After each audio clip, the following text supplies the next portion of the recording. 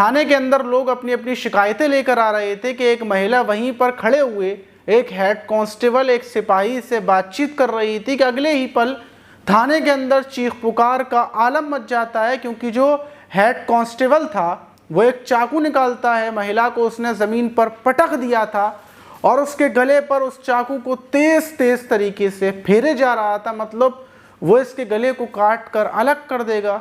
Police के सिपाही उसके ऊपर दौड़ते हैं, महिला को बचाने के लिए आते हैं, लेकिन उस टाइम पर चाकू की नोक देखकर, चाकू चलते हुए देखकर हर किसी के पैरों तले ज़मीन खिसक जाती है, सब कपकपा जाते हैं।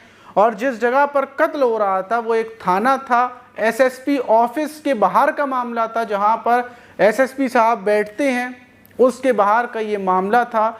मानो चारों तरफ अफरा तफरी मच जाती है कि थाने के अंदर ही एक हेड कांस्टेबल ने, एक पुलिस वाले ने, जिसके पास लोग अपनी शिकायतें लेकर जाते हैं, लोग इसलिए जाते हैं कि ये इंसाफ कर सकें, उसी पुलिस वाले ने एक महिला की गला काटकर हत्या कर दी। और वो महिला कोई और नहीं बल्कि उसकी पत्नी है, और उसने अपनी पत्नी की हत्या थाने के अंदर क्यों की और पत्नी को मारा ही क्यों, ये ढेर सारे सवाल। और उसके बाद पुलिस वालों ने और एसएसपी साहब ने क्या किया, हेड कांस्टेबल का क्या हुआ, ये जो पूरी कहानी है इसको शुरू से बताते हैं आखिर तक।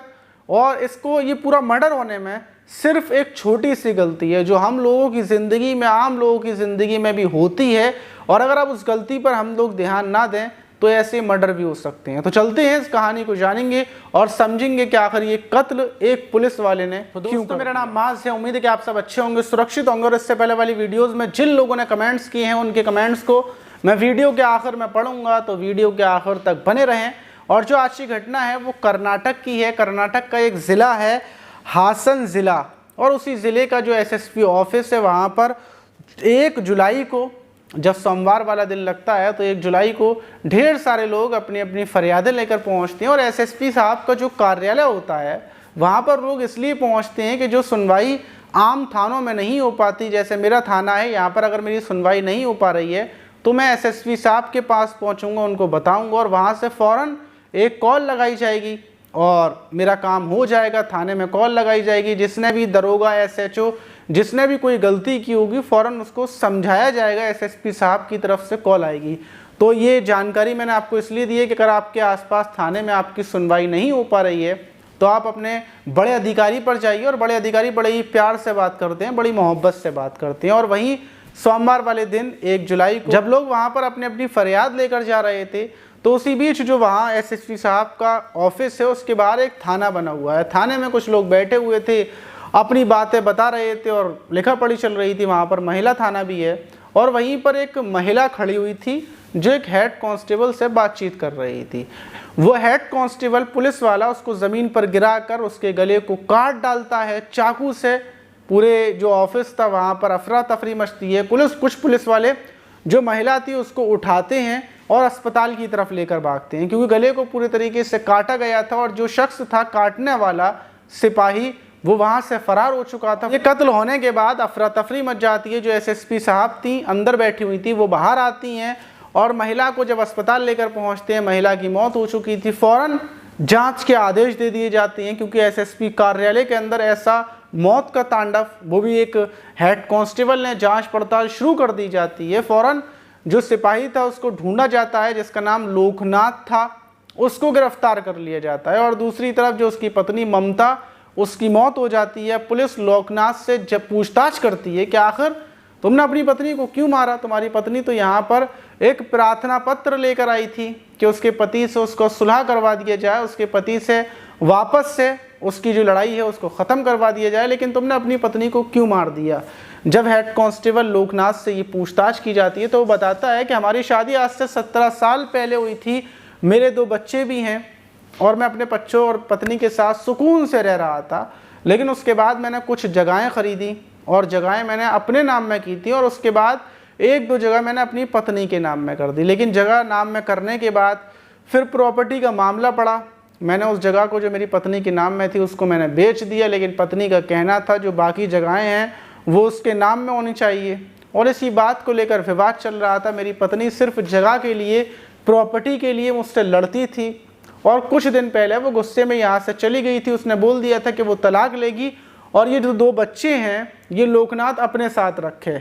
मैं दोनों बच्चों को अपने साथ रखा हुआ था, यहाँ पर ड्यूटी भी कर रहा था, लेकिन मेरी पत्नी अलग रह रही थी और बराबर वो थानों के चक्कर लगा रही थी। लेकिन उसको ऐसा लग रहा था कि थाने में कोई सुनवाई नहीं होगी, इसलिए सोमवार को जब वो उसकी पत्नी है वो यहाँ पर आती है, पुलिस ये जांच पड़ताल करती है, तब पता चलता है कि पत्नी आती है, एक प्रार्थना पत्र एसएसपी साहब को देती है, उनसे बोलती है कि प्रॉपर्टी का मसला है और ये सब कुछ है, मेरा पति मुझे मारता है, पीटता है, मेरे पास 2 बच्चे भी हैं, तो मुझे जगह या फिर मुझे पैसे दिलवाए जाएं, मैं अपने पति से तलाक लेना चाहती हूँ।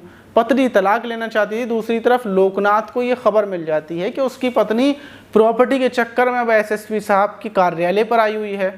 फौरन लोकनाथ वहाँ पर पहुँचता है और पत्नी के चाकू लेकर वो पहले से आया था और पत्नी के इंतज़ार में लग जाता है। जब उसकी पत्नी ममता आती है तो वो उसको वहीं पर मार देता है, काट देता है। और जब उसमें कुछ पुलिस वाले बचाने के लिए जा रहे थे तो कुछ पुलिस वालों ने बोल दिया कि दूर रहो, बचाओ मत, क्योंकि हो सकता है लोकनाथ और भी पुलिस वालों के ऊपर हमला कर दे।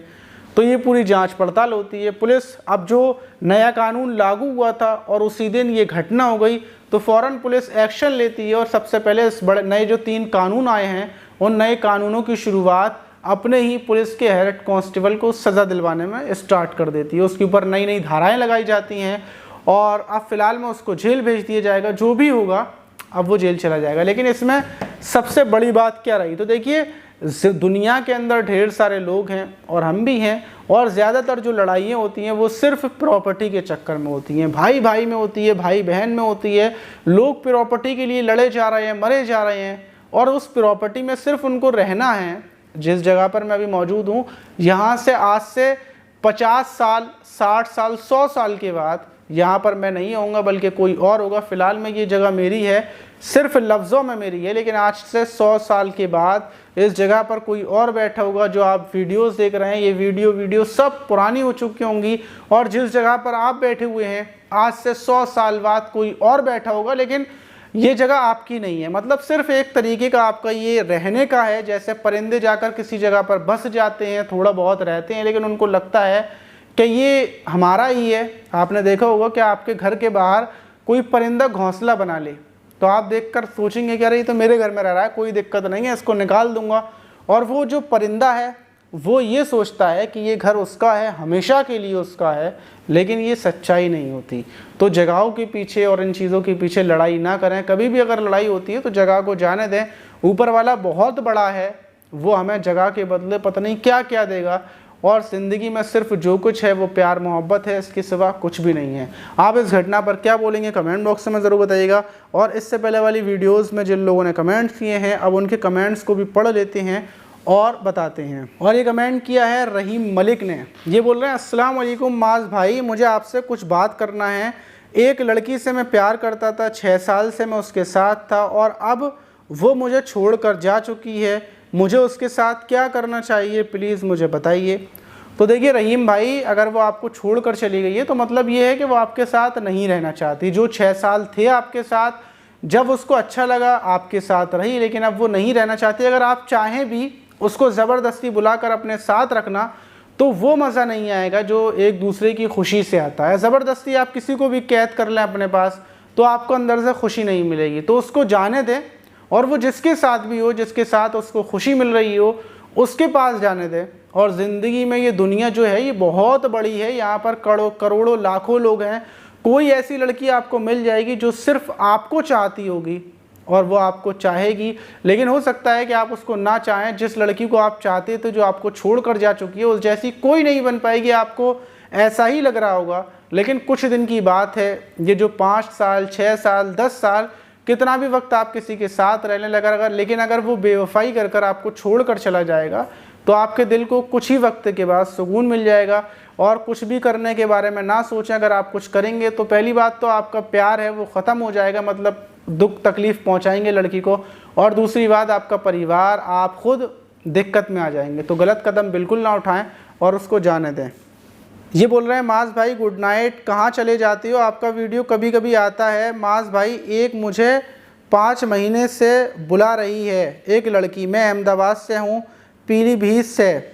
बात लगातार होती है, रोज़ मिलने के लिए बहुत बुलाती है। मैं कुछ बहाना लगा देता हूँ, क्या मुझे जाना चाहिए या नहीं जाना चाहिए? तो देखिए अजय भाई, आप बिल्कुल मत जाइएगा। अभी ऐसे ही एक लड़की से बातचीत हो रही थी फेसबुक पर।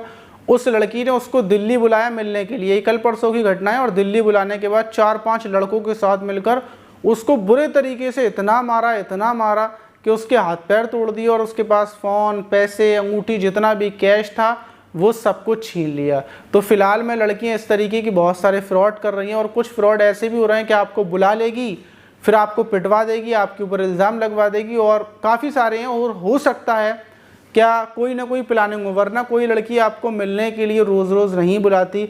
इसलिए सबसे पहले बातचीत करना बंद कर दें और दूरी बना लें, वरना क्या फ़ायदा आप किसी दिक्कत में फंस जाएं और फिर आप हमारे पास कमेंट भी नहीं कर पाएंगे, और हम तो आपको दिल से मोहब्बत करते हैं। तो इसलिए आप बातचीत करना पूरे तरीके से बंद कर दें। बोल रहे हैं मेरा नाम कलीम अहमद अंसारी है, बहराइच यूपी से हूँ। बहुत बहुत धन्यवाद माज भाई, शुक्रिया कलीम भाई आपका भी, क्या आपने कमेंट किया। ये विजय कुमार बोल रहे हैं, मैं आपकी हर वीडियो देखता हूँ फ्रॉम पाकिस्तान, सिंध से, मतलब सिंध से रहते हैं। अरे पाकिस्तान में भी हमारी वीडियोस चल रही हैं।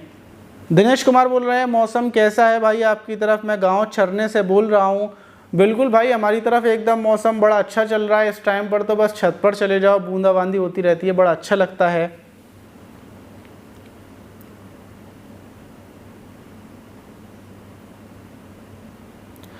जलाऊ खान बोल रहे हैं माज भाई आप बहुत अच्छी जानकारी देते हैं। मेरा नाम जलाऊ खान है, राज हरियाणा डिस्ट्रिक्ट मेवाड़ से हूँ। शुक्रिया भाई कि आपको हमारी कहानी अच्छी लगती है, कोशिश करते हैं कि आपके समझ में आ सके। सुंदरलाल बोल रहे हैं सर मैं आपका हर वीडियो देखता हूँ, आप बहुत अच्छे हैं। मेरा नाम लीजिए, मैं छतरपुर ज़िले से आपकी सुनता हूँ। मेरा नाम सुंदरलाल अहिवार है, ग्राम माधेपुर, ज़िला छतरपुर, मध्य प्रदेश से हूँ। सर मेरा नाम ज़रूर लीजिएगा। बिल्कुल मैंने आपका नाम लिया है। और सुंदरलाल भाई आप कैसे हैं ये भी बताइएगा, और जल्दी से अगली वीडियो अभी भी नीचे जाकर कमेंट कर दें जिन जिन लोगों के मैंने नाम ले दिए हैं, और जिन लोगों के नहीं ले पाया तो वो भी कमेंट कर दें। अरवाज़ बोल रहे हैं अस्सलाम वालेकुम दोस्त। वालेकुम अस्सलाम अरवाज़, और बताइए आप कैसे हैं, जयपुर घूम आए? जुल्फ़िकार भाई बोल रहे हैं बिजनौर की न्यूज़ नहीं डाली आपने, जो मैंने आपसे बोला था वो गोली वाली घटना एक तरफ़ा प्यार में। बिल्कुल जुल्फ़िकार भाई डालूंगा, मतलब लेकिन थोड़ी सी पुरानी हो गई है। रोज़ाना बिल्कुल नई नई खबर आ जाती हैं, तो मैं जो डेली खबर होती है उसको बना देता हूँ। जिस दिन कोई खबर नहीं होगी उस दिन बिजनौर वाली खबर मैं ज़रूर सुनाऊंगा। और बताइए जुल्फ़िकार भाई कैसे हैं आप? शादियों में घूम रहे हैं। हम बराबर जुल्फ़िकार भाई की स्टोरी रील्स इंस्टाग्राम पर देखते रहते हैं। अगर आप भी हमसे इंस्टाग्राम पर बातचीत करना चाहते हैं, जुड़ना चाहते हैं, तो इस इंस्टाग्राम आईडी मेरी नीचे चल रही है, नीचे जाकर फॉलो कर लें, SMS कर लें, वहाँ पर हम लोग बात करेंगे और वीडियो कॉल भी करेंगे। तो मिलते हैं किसी और वीडियो में, जब तक के लिए अपना ख्याल रखें।